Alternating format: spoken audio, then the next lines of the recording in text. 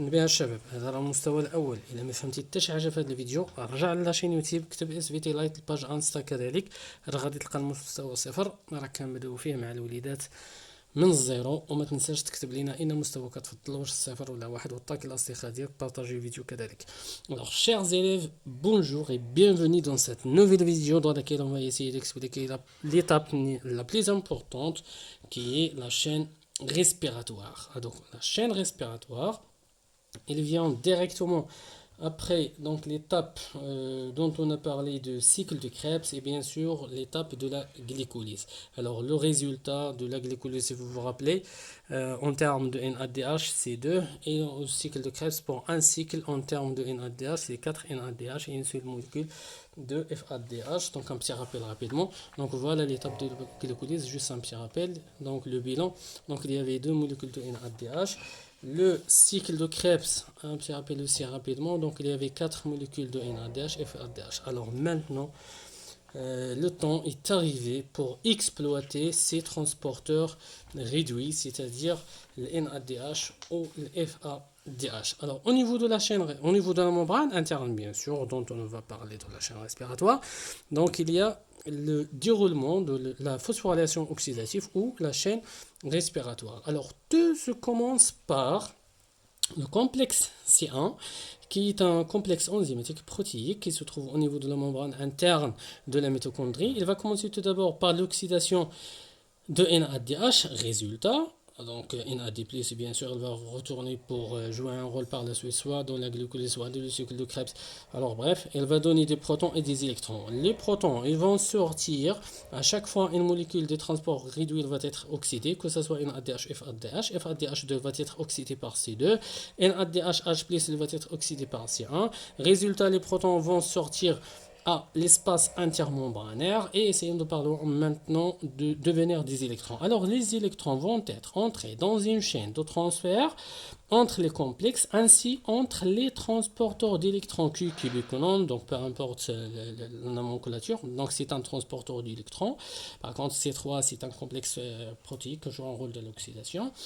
Alors, les électrons vont suivre leur chemin donc jusqu'à le dernier accepteur qui est l'oxygène. Qu'est-ce qu'il va faire avec? Il va les utiliser pour produire H2O. Et ça, c'est la seule réaction de réduction. S'il vous plaît, c'est la seule réaction de réduction qui existe au niveau de la chaîne respiratoire. Alors ça, c'est le devenir des électrons. L'énergie libérée par des électrons elle va être utilisée pour le pompage des protons vers l'espace intermembranaire, ainsi de suite, proton après proton. Il y aura un déséquilibre de protons, ce qu'on appelle un gradient électrochimique. Ce qu'on appelle quoi? Un gradient. Ça veut dire un déséquilibre au niveau en termes de protons H+, bien sûr. Donc la cellule, il doit trouver une solution pour faire donc retourner les protons. Et ils vont retourner seulement à travers une protéine qui se trouve au niveau aussi de la membrane interne, dont le nom est sphère pédonculée. On va revenir par la suite pour parler des termes et des définitions. Alors pour l'instant, la sphère pédonculée est une protéine qui se trouve au niveau de la membrane interne de la mitochondrie. Il joue un rôle dans la production de l'ATP par l'intervention d'une enzyme qui existe ici dont le nom, et vous la connaissez très bien, cette enzyme, dont le nom c'est l'ATP synthase. Donc elle va profiter de ce retour pour produire de l'ATP. Ainsi, la cellule, elle va produire à la fin 3 ATP pour chaque NADH+ qui va être oxydé et 2 ATP pour chaque FADH2 qui va être oxydé. Alors pourquoi appelle-t-on cette étape phosphorylation oxydative? Phosphorylation parce qu'il y a ici l'ajout de phosphore pour l'ADP pour produire de l'ATP. Ça, c'est la phosphorylation oxydative parce que tous ces événements se déroulent dans un milieu qui est aérobie. Ça demande de l'oxygène.